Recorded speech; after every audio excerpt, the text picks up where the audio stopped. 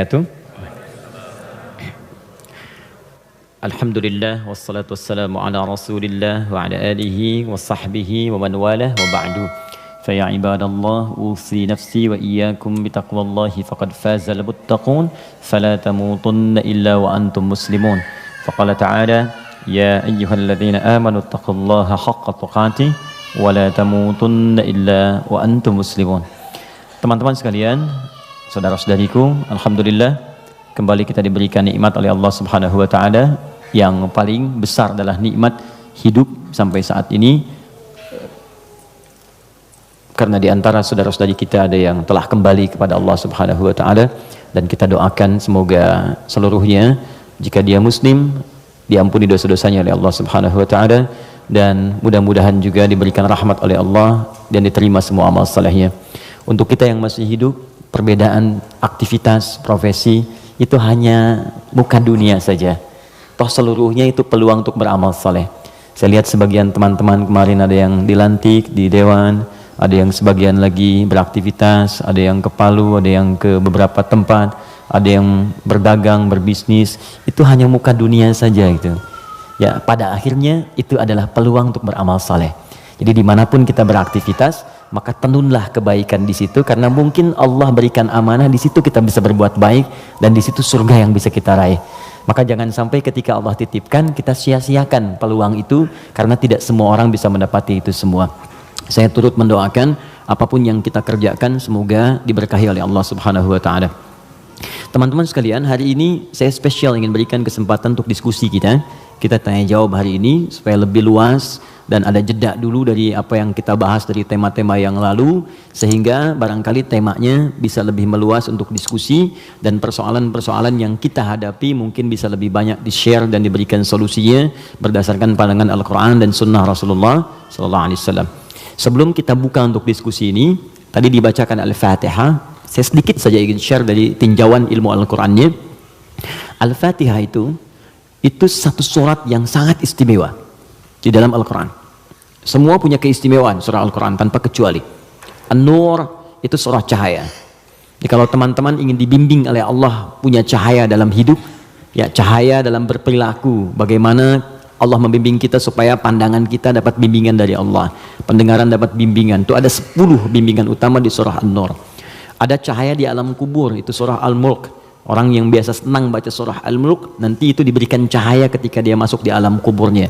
Silakan kalau nggak percaya buktikan rajin Al-Mulk, nanti saat masuk ke alam kubur akan terasa gitu. Kemudian ada lagi yang saat di hari kiamat, surah Al-Baqarah dengan Ali Imran. Al-Baqarah, Ali Imran itu spesial, dia bisa jadi pelindung saat ketegangan hisab. Ada yang suasana tegang, orang udah nggak peduli, yang penting pengen dihisab aja. Ya, nanti ada 7 golongan santai aja, tapi di tenda besar. Santai, ya, sab'atun yadhilluhumullahu fi dhillin yauma la dhilla illa dhilluh. Ada 7 golongan yang saat di hari kiamat tenang aja mendapat naungan Allah, saat semua umumnya orang gelisah. 7 golongan ini ada al-imamul adil, imam yang adil. Ada kemudian yang paling indah itu rajulun, seorang laki-laki, atau syambun qalbuhu muta'alliqan bil masajid. Ada orang yang lekat dengan rumah Allah, jadi pengennya tuh ke masjid, pengen baca Quran di masjid, pengen itikaf. Ada syabani yatahabbani fillah, 2 orang yang bersahabat karena Allah. Cari sahabat-sahabat yang dekat tuh bisa saling mengingatkan, itu bersahabat sampai ke surga nantinya. Ada hadisnya. Ya, misalnya yang perempuan akhwat dengan akhwat, yang laki-laki ngingetin, yuk bangun tahajud yuk, gitu kan? Yuk baca Al-Quran, ayo kita ke majlis ilmu. Terus kalau ada berbuat yang kurang diingatkan, itu nanti di akhirat disatukan bahkan sebelum dihisab. Santai. Nah, tapi itu tendanya besar. Keluar dari tenda itu mustahil, tapi ada 1 golongan yang bisa jalan-jalan saat hisab. Keluar dari tenda itu jalan aja. Dialah pecinta Al-Baqarah dan Ali Imran. Ahli Al-Baqarah dan Ali Imran. Hadisnya sahih di Al-Bukhari. Ka'annahuma ghamamatan. Orang yang sering baca, bukan spesifik hafal ya, ingat, bahkan baca. Dia mencintai Al-Baqarah, cinta Ali Imran, sebelum tidur dia baca. Dia telaah itu. Itu nanti keduanya menjadi pelindung. Ka'annahuma ghamamatan. Jadi saat lelah, penat, padat, panas, itu jadi pelindung di atas kepala ya. Nah, kalau anda punya bukunya Al-Imam An-Nawawi, namanya At-Tibyan fi Adab Hamalatil Quran. Jadi sebelum menulis Al-Arba'in 42 hadis, pernah dengar? Ada Riyadus Shalihin 1896 hadis. Beliau menulis namanya At-Tibyan fi Adab Hamalatil Quran, bagaimana bercengkrama dengan Al-Quran, ada petunjuknya. Nanti ada di halaman 52 terbitan Darun Nafais paling kanan pertengahan. Itu dikisahkan orang yang senang sebelum tidur baca Al-Baqarah. Saking senangnya di kebiasaan, dan itu saking dekatnya dengan surat itu, dia tertidur satu masa belum sempat baca Al-Baqarah. Tiba-tiba dalam tidurnya kaget, dia bangun mimpi, terus tangannya tersenggol kawannya. Kawannya kaget, bangun juga, dia tanya, "Mas Bika, kenapa kamu begini?" Kata kawan yang tadi, "Wallahi ra'aitul fil manam laqad natahatnil baqarah."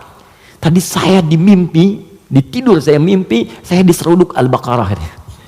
Al-Baqarah kan sapi betina gitu kan. Nah, diseruduk, bangun, kamu belum baca saya gitu. Nah, itu sampai begitunya gitu ya. Jadi kalau Allah sudah sayang dengan seorang hamba, terus dia dekat dengan Al-Quran, maka Al-Quran itu akan menjaga kita. Nah, Al-Fatihah dia spesial. Al-Fatihah itu kan ada alnya ya.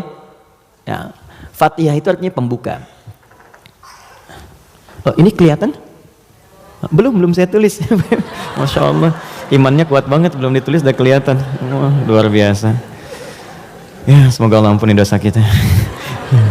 Fatihah. Oke. Sini baik-baik, fokus. Fatihah itu artinya pembuka, bukan sekedar pembuka, tapi pembuka semua ragam kebaikan, semua jenis kebaikan.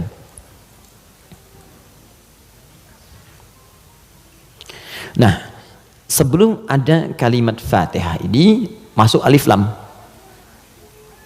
Kalau kita belajar gramatikal bahasa Arab di ilmu nahwu khususnya, ya ilmu nahwu. Jadi ada 4 turunan bahasa Arab itu. Jadi ada nahwu, ada sharaf, kemudian sharaf 12 turunannya, ada balaghah 3 turunannya. Ada ma'ani, bayan, badi'ah.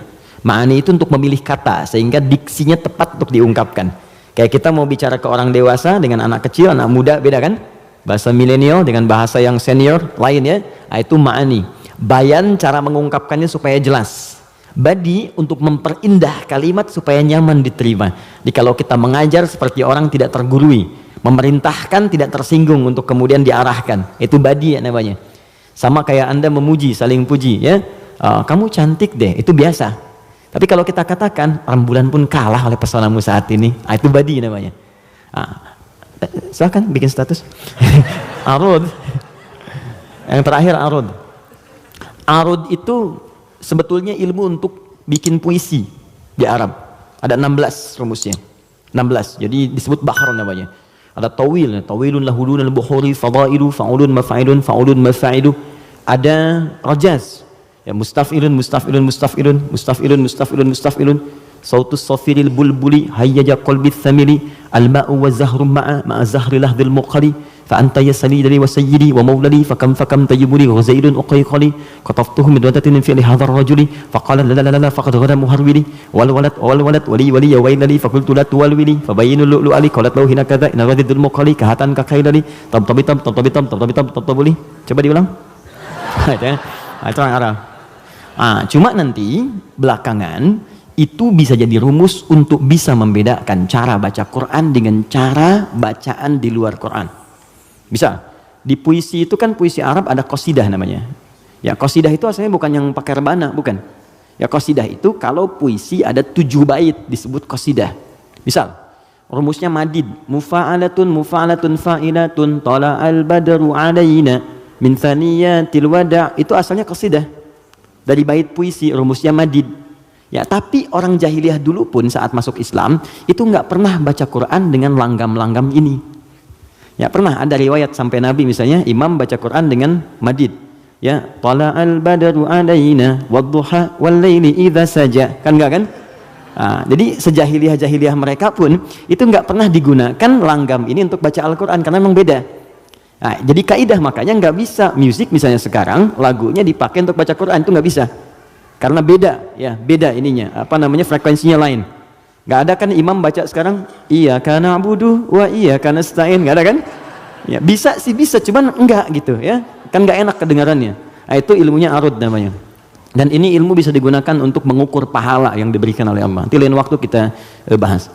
Nah, di ilmu nahwu ada Al ini punya dua arti secara umum. Satu disebut ta'rif, ma'rifat. Ma'rifat. Ma'rifat. Yaitu huruf yang ketika melekat pada kalimat menunjukkan sesuatu yang khusus, spesifik. Kalau di bahasa Inggris, the mungkin ya, artikel the. Car, mobil, umum. The car, yang ini nih, bukan yang lain. Pen, umum. The pen, yang ini, bukan yang lain. Nah, itu dalam bahasa Arab al namanya. Jadi kalau ada al, yang dimaksud yang ini, khusus, spesifik, bukan yang lain. Al pertama yang melekat pada Al-Fatihah, berfungsi ma'rifah, menunjukkan sesuatu yang khusus. Surah ini adalah surah pembuka yang sangat khusus, karena dia disusun khusus untuk membuka surah-surah dalam Al-Quran. Jelas? Semua ayat Quran itu baik, dan pembuka kebaikan di ayat-ayat Quran disebut dengan Al-Fatihah. Jadi kalau Anda belajar Al-Fatihah dengan baik, maka Anda akan temukan bahwa surah ini khusus ditempatkan membuka untuk semua untayan ayat-ayat Al-Quran. Yang kedua, Al di sini kenapa disebut Al-Fatihah? Karena surah ini khusus ditempatkan untuk membuka bacaan dalam sholat. Jadi ketika kita mulai takbir, Allahu Akbar, rukun bacaan pertama dalam sholat itu Al-Fatihah. Jadi kalau bapak, ibu, teman-teman, ikhwan, akhwat tidak baca iftitah, itu sholatnya masih sah. Karena sunnah hukumnya. Tapi kalau Anda sengaja nggak baca Al-Fatihah, maka Anda mengulang sholat, batal hukumnya. Jelas? Nah, yang dahsyat yang mau saya sampaikan, ini rahasianya. Awas, saya fokus ya, ini rahasia dan diantara kita saja. Oke. Disebut alnya yang kedua dengan istighraq, namanya istighraq. Ya, jangan hafalkan istilahnya, yang penting paham maksudnya. Istighraq itu al yang menunjuk makna yang komprehensif, holistik, sesuatu yang menyeluruh. Semua menyeluruh sifatnya, tanpa kecuali. Al. Contoh begini, Alhamdulillahi Rabbil Alamin. Al di situ mencakup semua maknanya, komprehensif, seluruhnya tanpa kecuali. Makanya ketika hamdun artinya pujian, alnya diartikan segala. Lihat terjemahan, segala puji hanya milik Allah. Alnya semua, jadi semua jenis pujian kembali ke Allah. Nah, konsekuensi fikihnya, kalau kita katakan semua pujian hanya milik Allah, berarti jangan mengambil bagian dari pujian itu, sehingga berkuranglah sifat pujian kita kepada Allah. Contoh, Anda punya anak nih, dilatih baca Quran, bagus, sampai hafal 30 juz. Tiba-tiba teman berkata, oh Masya Allah, ukhti, akhi, anaknya pintar sekali, bagus, hafal Quran. Anda katakan, Alhamdulillah, semua karena Allah. Cukup. Jangan tambahkan lagi. Kalau Anda tambah, berkurang pujian itu. Ya, saya juga berdoa sih, malam-malam saya doakan, terus saya latih juga, kirimkan pada guru yang baik, itu jadi wasilah. Nah, itu berkurang. Jelas ya? Anda sakit, kemudian ke rumah sakit, terus kaki sudah mulai agak baik, teman-teman nengok, gimana kondisinya bro? Ya kawan, bagaimana kondisinya? Alhamdulillah, sudah baik. Nah kalau sudah Alhamdulillah jangan ditambah. Ya walaupun sedikit, ya walaupun meskipun barangkali itu hilang semua. Karena ada al. Nah sekarang, masukkan ke sini. Tadi teman kita baca Al-Fatihah, fungsi yang kedua, dia ini. Istighraq menunjuk pada makna semua tanpa kecuali. Kalau digabungkan dengan makna ini rahasianya. Pembuka jenis kebaikan. Masuk al di sini. Maka surah Al-Fatihah, seluruh ayatnya, kalau dipelajari dengan benar dan diamalkan, dia akan membuka semua jenis kebaikan yang diharapkan dalam hidup. Orang ingin sukses, pelajari Al-Fatihah, maka akan dibuka kesuksesan. Ada yang sakit, ingin mendapat kesembuhan cepat, pelajari Al-Fatihah. Di situ ada rahasia bagaimana mendapatkan kesembuhan cepat dari Allah. Orang ingin rezeki, ingin ilmu, pelajari Al-Fatihah. Maka di situ ada nilai-nilai kebaikan yang cepat dibuka. Makanya satu-satunya surah dalam Al-Quran yang banyak namanya sesuai dengan objek kebaikannya hanya Al-Fatihah. Dia disebut Asy-Syifa karena di dalamnya ada kandungan untuk mempercepat datangnya kesembuhan dari Allah.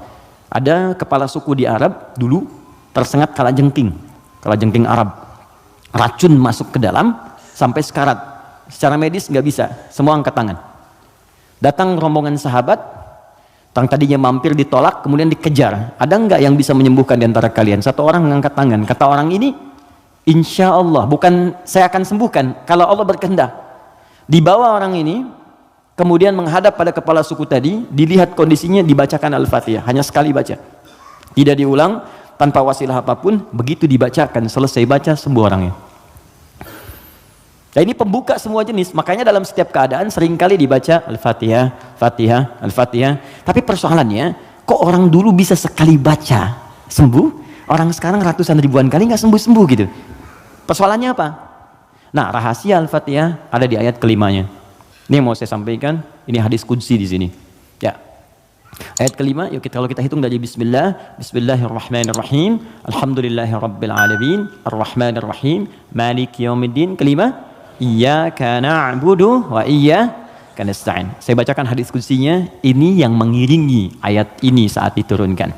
An Abi Hurairah radhiyallahu taala anhu qala, dari riwayat sahabat Abu Hurairah, semoga Allah meridhai kepadanya, qala Rasulullah SAW, saya mendengar Rasulullah SAW berkata, qala Allah azza wa jalla, kata Nabi, saya mendengar Allah menyampaikan di hadis qudsi, qasamtu shalah baini wa baina abdi, saya bagi salat kepada dua bagian antara aku dengan hambaku, wali abdi ma sa'al, dan kalau hambaku benar menunaikan tugasnya, maka aku akan kabulkan apapun yang ia minta pada saat itu.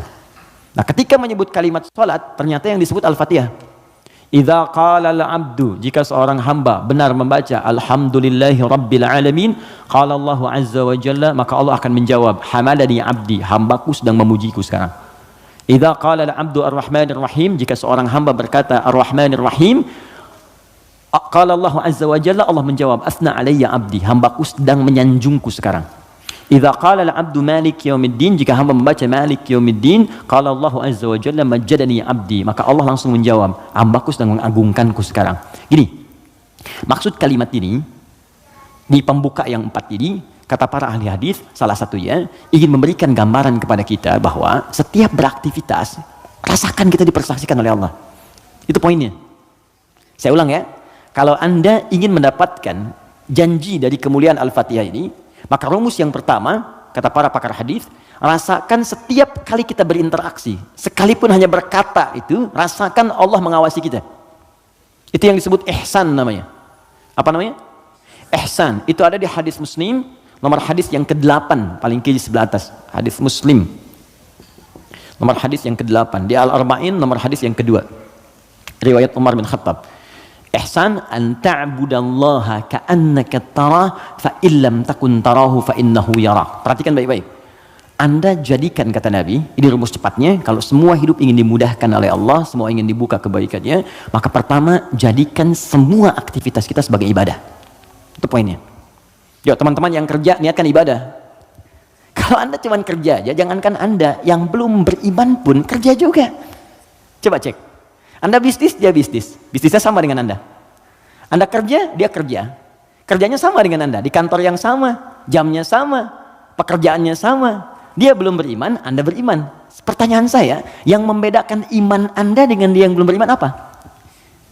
Maka kata Nabi, mesti ada bedanya. Bedanya itu adalah, jadikan pekerjaan kita diniatkan ibadah.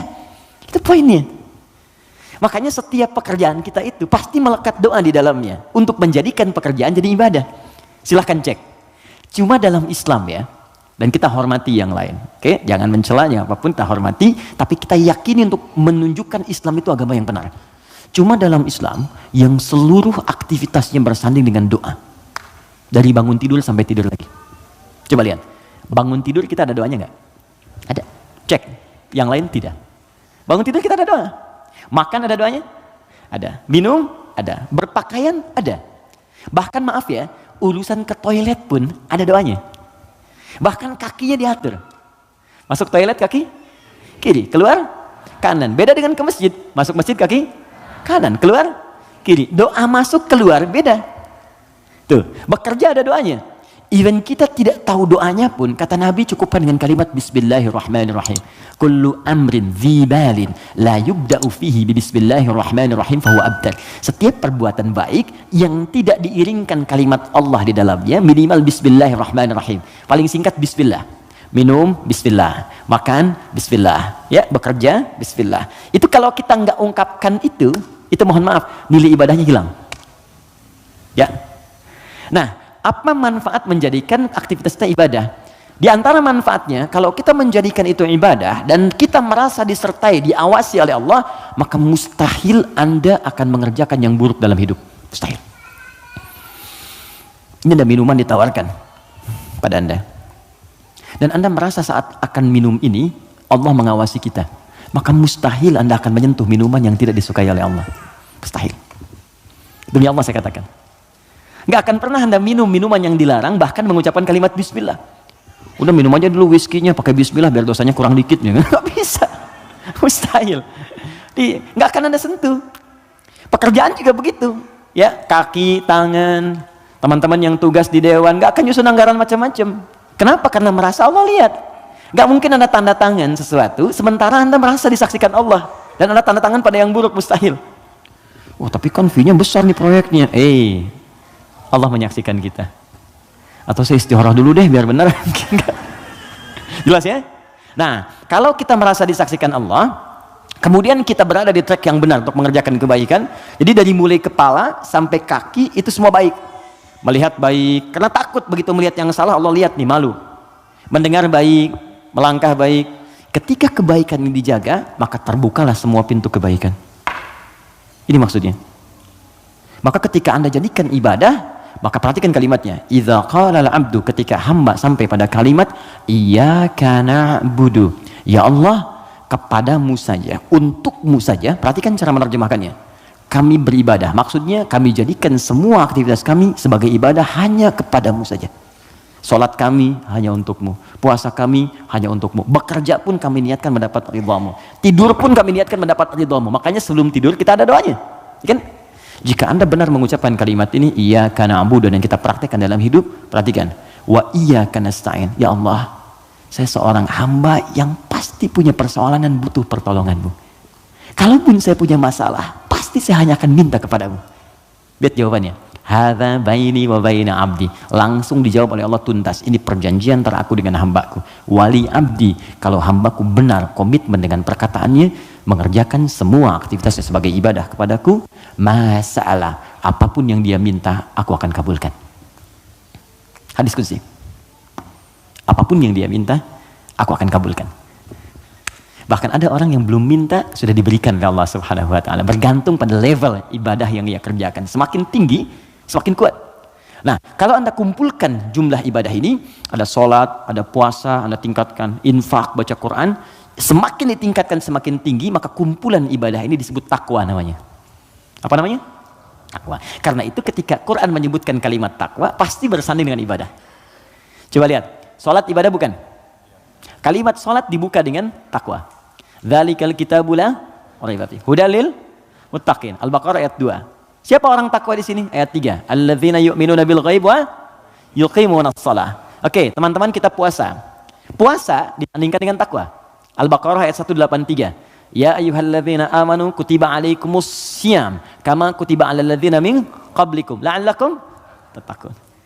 Yang kemarin haji, semoga Allah terima hajinya. Yang umrah, semoga yang belum segera berangkat insyaallah, ya. Yang nggak cukup dengan amin, nabung, siapin schedule yang baik. Oke, sekarang lihat.